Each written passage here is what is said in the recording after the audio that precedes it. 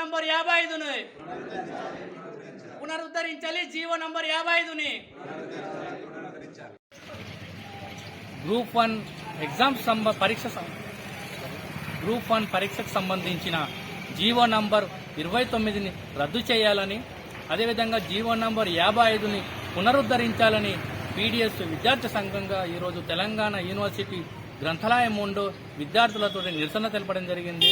తెలంగాణ రాష్ట్ర ముఖ్యమంత్రి గారు బీసీ, ఎస్సీ, ఎస్టీ, మైనార్టీ వర్గాలకు చెందిన విద్యార్థులకు, నిరుద్యోగులకు నష్టం జరిగే విధంగా, వాళ్ళ ఉద్యోగాలకు నష్టం జరిగే విధంగా ఈ జీవో నంబర్ 29 ఉండడం జరిగింది.